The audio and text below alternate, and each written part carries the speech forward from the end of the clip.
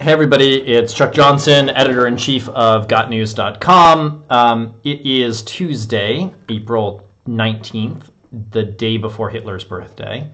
I am marking the occasion by going to the dentist and having my teeth drilled. Not exactly going to be a fun day tomorrow, though I suppose I will be high if I'm on the Novocaine. By the way, one of the first ways I could tell that human biodiversity was true was all of the research about how redheads require more anesthesia to be put down. Google it. It's true. Look it up. It's always required more anesthesia for me and my siblings and family members to be put down. And so nonetheless, what are we here to talk about today? Well, we're here to talk about tells that the stock market has for us. Tells in which you can observe certain behavior about the nature of the internet and the nature of the tech companies that can make you rich. Now that's everyone's trying to say, oh, I can make you rich, I can make you rich, I can make you rich, blah blah blah blah blah. Well, here's how I can prove that this works. I have this theory. I call it the Johnson dollar diversity dilemma hypothesis. Which I know is a mouthful. But basically, the basic idea is that the more progressive a company is, the more it signals in certain directions. And the more it signals in a certain direction, a more progressive direction, the more in trouble the balance sheet of the company. Now, there are certain ways you can tell how in trouble the companies are. One of the ways you can do it is you can look at charitable giving. Now, I've gone back and I've looked at companies and sectors and industries of sales of insiders within the company, or of their wives or spouses, wives or husbands, as the case may be. And what I've observed is that in industry after industry, whenever there's a lot of major charitable gifts in that industry, you can basically set your watch to short the value of the stock. You can short the value of the company over time. And what I typically do is I go 6 months out to a year out and bet against the company, either in the form of a short or in the form of a put option. Basically, buying out of the money puts and betting on the stock going down. Now, most recently, I've looked at a lot of the Silicon Valley companies. Now, everybody knows we're in a bubble. Everybody knows that a lot of these companies are heavily overvalued, and everybody knows that a lot of the 150 unicorns that are out there are going to turn out to be ponies that end up going to the glue factory. Now, how many? Will it be 40%? Will it be 60%? Hard to say, hard to say. I mean, I will say that one of the things I find most interesting about the time we're in is that Uber and Airbnb, which are supposedly like the big, the great companies of our day, these are both basically companies that are taking advantage of slow growth and of the decline and fall of the American empire. Uber in the form of basically turning people into taxi drivers that wouldn't necessarily be taxi drivers. And it's more of an indictment of public transportation and our inability to actually build meaningful public transportation.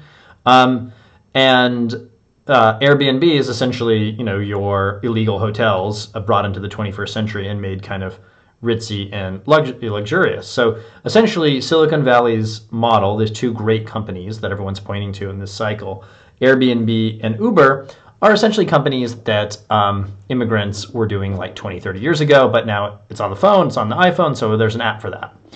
Tinder, to the extent that that's a good company, it's basically the classified ads put onto your iPhone. And it's kind of a little disgusting, and I think at some point some prosecutor will bring charges about how it's an accessory to prostitution, which of course it is, but you didn't hear that from me. Now, why am I interested in Netflix? Well, in January of this year, Reed Hastings announced, Reed Hastings being the CEO, announced a $100 million gift to essentially help non-Asian minorities get into college. So tell number one, there's a certain group of people who just worship blacks and minorities. They have a certain view that the more you signal how much you like the blacks, the more you signal how much you like them, the better you are as a human being. And may be true, maybe not true. From a religious perspective, that could be true. From a wanting to perpetuate the species, that could be true. From a negrophilia point of view, that could also be true. Now, I don't really know what's in Reed Hastings' heart. I don't really care. I just care about his revealed preference. And what he's done is he's put together a $100 million charitable gift, and it's a stock sale, which he's essentially given to his fund, and he's going to basically make the world a better place. This is the thinking, anyways. He's going to make the world a better place for non-Asian minorities, NAMs, as they're called. Now, why is this interesting? Well, for starters, when the value of this stock was gifted, when he gave $100 million over for this fund, he gave it in the form of stock. And he gave it because he wanted to change the charter school environment. Now, one of the things you'll learn kind of early on is that there are lots of billionaires out there who believe that, there are lots of billionaires out there who believe that the world, that what we really need is we need privatized education. That if we just had privatized education, that would solve an awful lot of the problems. And maybe that's true. I mean, my parents are school teachers. They were public, they are, I think my father's since retired, but they were public school teachers. And there is some sense in which that's true. Like, the public schools are pretty fucked up. I was lucky enough to get a scholarship to go to private school, and I escaped them. My siblings were not so lucky, but yeah, I mean, even our very smart people go to very fucked up public schools, and there's all sorts of problems associated with that. Now, I don't really think that throwing like $100 million into the ghetto is going to somehow solve a lot of these problems. But what do I know? It's been tried over and over and over and over again. But maybe there's just this fact that that blacks and non-Asian minorities have lower IQs on average than whites and Northern European or Northeastern Asians.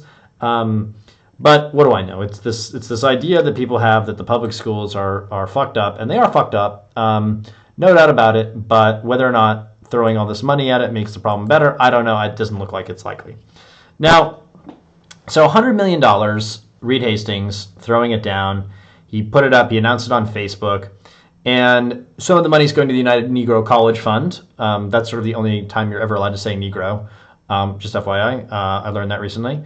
And it's also going to a Hispanic organization as well, that helps get people into college. Now, it's kind of interesting. On the one hand, you have a bunch of CEOs, executives trying to get as many, basically low IQ, on average, Hispanic and blacks into college, on the one hand. And then on the other hand, you have people like Peter Thiel and others saying, like, you don't really need to go to college. You should drop out if you have a good idea, et cetera, et cetera. That's kind of interesting. I mean, I remember at one point going to a Manhattan Institute dinner. I mean, this may be like 2-3 years ago, and there were all these people who, on the one hand, were arguing about how they were trying to pat themselves on the back about how much money they put into Netflix, or excuse me, how much money they put into all of these black scholarship programs. And then on the other hand, the Manhattan Institute has argued for a long time, a number of people have argued there that probably too many people go to college, especially Heather McDonald, who I think, in my view, is their best writer. I frankly read everything Heather writes. She's the best. But, so that's basically my sense on things. So there's basically this push. Now, Hastings announced this as a stock sale. Same thing that Mark Zuckerberg did. And remember, Mark Zuckerberg married this woman, Priscilla Chan. They gave a whole bunch of money together in 2010 to the Newark schools. Have the Newark schools gotten better? No, they haven't. There's even been a big good book on this. The name of the book escapes me, but it's called I think it's like Zuckerberg, Newark. Hold on, let me Google it. Terrible, bad Charles. Yeah, so it's $100 million that Mark Zuckerberg gave to Cory Booker, and and to Chris Christie to solve the problem. Yeah, it's called The Prize: Who's in Charge of America's Schools, and the book came out in 2015. It was a $100 million gift, and essentially all the money was stolen. Now, once again, Zuckerberg and his wife Priscilla Chan are going to do it again. They're going to set up a school for underprivileged people from East Palo Alto. which really means underprivileged whenever you read it. It usually means black and Hispanic. They don't mean the whites who are in Appalachia. They don't mean the whites who are in Nebraska or Ohio or Montana or South Dakota or North Dakota or Georgia or any of the other states where they're basically poor whites, which is, there are more poor whites than there are black people. Just something to notice. Just something to notice. Now, one of the things that I find interesting is you can basically take a company. So the $100 million gift that was announced by Reed Hastings was $100 million, and it was announced on January 12th. Now, if you go back about a month before that, let's assume it takes them basically a month to decide whether or not to give $100 million. Maybe it's 2 months, maybe it's one. I think maybe at least a 1 month. Now, what was the value of the stock at that point of Netflix? It was $130 a share. Today, it's $94 a share. Now, that's interesting, isn't it? And so again, there's a signal that he's giving about the world. He's going to solve the education problem by giving money, which is kind of an interesting idea. It's an interesting, idea to announce a fund for education. Now, look, Netflix has a lot of problems. Number one, it has no barriers to entry. This is leading to all kinds of different places coming and competing with it and driving down the value of the stock. This is leading to things like Jeff Bezos, who has a company, that's it's not profitable, but it does lots of volume, which is Amazon. And Jeff Bezos, by the way, has done his own vanity purchase. We don't call it a vanity purchase, but the vanity purchase is, of course, the Washington Post, which is hemorrhaging money as we speak. By the way, just as an aside, whenever somebody gets into the game of being involved in these prestige plays, that's another signal that you should notice. So you'll notice things like Chris Hughes spending money for the New Republic, right? And he, of course, trashes it, doesn't do well, everyone blames him, he's an asshole, et cetera, et cetera. Maybe the problem couldn't be solved. Maybe you couldn't actually make a profitable enterprise work. Similarly, Rupert Murdoch goes and lavishes, tens of millions of dollars on the Wall Street Journal editorial page, Wall Street Journal. But again, Wall Street Journal was separated into two basically News Corp was separated into two companies, one that has profitable businesses, one that has not so profitable businesses, which were the print ones. New York Post and Wall Street Journal were in the not profitable sector. Similarly, Carlos Slim goes, and I've been told this by people who work at the New York Times, that Carlos Slim is the real money behind the New York Times. So you have a Mexican monopolistic billionaire who's shelling out all the money, and that the Sulzbergers are acting as the shell here. So very interesting, and this gives you some sense of what's really going on here. Now, what I do is I look for companies that signal very far left things. So, Zuckerberg has signaled very far left things recently. He has committed to giving 99% of his shares away. I would be betting against Facebook over the next 6 months. Definitely betting against it. Twitter, of course, we know. Had you shorted Twitter when I told you to short it about a year ago, it was at $48 a share. Now it's at $16. That gives you some sense of how things are going. And one of the things, let me pull up the exact. One of the reasons you're seeing Mark Zuckerberg running around the world right now is he's going to India, he's going to China, he's going to all these places, and he's trying to present a certain vision of the world. And the vision of the world that he's presenting is that he basically wants raw power. And he wants to basically expand the borders of the Facebook empire. Now, why is he afraid of walls? Why is he afraid of anti-immigrant language? Well, for starters, he knows that one of the fastest growing demographics in the United States are illegal immigrants. And so he knows that a lot of those people are starting to get Facebook accounts, which is why he's doing things like pushing things like Forward, which is basically an illegal immigrant front group. And a lot of this is to basically keep wages low on one hand, but it's also to basically signal to his future customers that he's on their side, that he's down with the cause. Now, I find all of this stuff really fascinating. So here's basically, I think that Facebook has hit an apogee. I think that apogee was hit probably when the stock hit $116 a share on April 1st. And I think you should expect to see the stock go back down accordingly.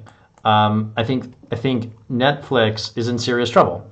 Netflix, in my view, has a problem. I mean, it's more or less, in my view, collapsing as a company. Um, and there are all sorts of reasons for this. Number one, they made a lot of assumptions about how humans would consume Netflix in other countries. Obviously, it hasn't worked out that way. Subscribers lag in Australia, New Zealand, Canada. Now, these are places that are like part of the Anglosphere. These are countries that are like us. These are countries that are English speaking, and yet the offerings for Netflix in these countries is kind of shitty.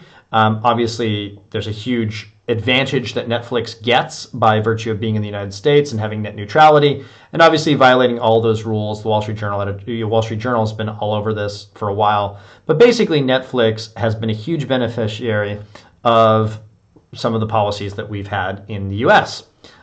Pushing net neutrality. That doesn't exist in countries like Indonesia, where they were kicked out. Ostensibly, it was because of content issues, the nudity and of Orange is the New Black and all the rest of it. But the real reason I think they were kicked out is because the internet in Indonesia is state-run. It's basically state-run, state-regulated industry. So utilities, they're going to make Netflix pay more, and so that's going to have all sorts of issues if they allow Netflix to be on there at all. Now, why is this of interest? Well, Amazon's chipping away at their market share in the U.S. with Prime Video and with Amazon Video. You've got the piracy problem, which is real. If you go to tvlinks.eu, you can tv-links.eu, you can watch pretty much anything you want, television-wise, for free. The offerings in Netflix's channels are collapsing, so they're spending lots and lots and lots and lots and lots of money on all of these original programming. The thinking being that those will be their tent poles that force people to actually buy the service. But meanwhile, Netflix is increasing its prices by 25%. And I think this is going to have huge problems in the US. So my basic read is Netflix is in some serious shit. And they're using their user base, their users in America, to essentially subsidize their growth elsewhere. But piracy is a competitor to Netflix in a lot of these countries. Their strategy of banning, which they sort of had to do, they had to ban all people from people who are using Netflix in other countries. They had to basically ban them from using the American version through a VPN, which means that their offerings aren't as good. And of course, I've heard from lots of people at HBO, at some of the other larger companies that are competitors of Netflix, that they think that the future is controlling your own pipe, having your own app. So expect to see AMC's own app, or Disney to have an app, or Showtime to have an app. And again, this starves Netflix of content, which is a serious rights problem that they're going to have to deal with. So they haven't, of course, figured out any of those solutions yet, and I don't think they actually will. So, of course, that isn't even talking about how the product manager, one of their product managers, is in the Ashley Madison hack, which is, again, a tell. The more companies are in the Ashley Madison hack, the more a problem you're going to end up having. It's a tell of how weak, how distracted the company is on other things. Now, why does this matter? What is my kind of larger thesis? Well, my larger thesis is that if those of us on the alt-right are correct, that human biodiversity is a real thing, that humans are different from one another, that we as a species that are an internationally based species, or basically a trans-global species or a global species, we're going to have regional variations. These regional variations are going to lead to ethnic nepotism, which is why a lot of these companies that you see, there's a certain culture that emerges. Facebook is a very Jewish company. Sheryl Sandberg, who is, of course, COO at Facebook, is very Jewish. Disney has historically been very Jewish, after Walt Disney left, obviously. So a lot of these companies have moved, they basically advanced their own interests. Now, I don't think this is like some giant Jewish conspiracy, so don't peg me down for that. But I do observe is that there are certain cultures in these companies that are very hard to replicate. So if you were to take like Netflix as an example, it's basically the philosophy of Bowdoin College, where Reed Hastings went to school. It's a hippie liberal kind of view of the world. It gives every kind of economic incentive and progressive wish list. You can take as much vacation as you want. Of course, nobody actually does that, because if you did that, you'd lose your job. You can do things like, you can basically, have lots of maternity leave. But again, they don't hire a lot of women in a lot of these tech companies. I don't know about the numbers at Netflix, but I will tell you, it is interesting that of the 150 unicorns, that 148 of them are run by men, and 2 are run by husband and wife teams, which is not exactly the feminist utopia we've been led to believe. Which should have been our first tell that Theranos, Elizabeth Holmes' company, was a fraud. And of course, Theranos is now being investigated by the feds. And Theranos' CEO, Elizabeth Holmes, of course, did a fundraiser for Hillary Clinton, maybe hoping that if Hillary is elected, maybe she'll go easy on Elizabeth. After all, they're both, women who are out of their depth and probable criminals. So, yeah. So what is this all about? Why am I interested in this? Well, I think that basically we can make, those of us on the alt-right who take human nature seriously, we can actually make money off of what we're observing. And I've certainly made some money in the last, I guess, 6-7 months researching some of these things. Actually, last a year and change researching these things, taking positions against it in the market. And I would love to hear from you. Write to me at editor@gotnews.com. I'd love to hear with you about companies I should research, kind of tells that you have, and other examples of the Johnson diversity dilemma hypothesis. So much more to talk about here. There's so much more that's kind of exciting and interesting. But I think that's probably it. I think we've gone like 22 minutes. That's probably long enough. So yeah, write me and let's chat.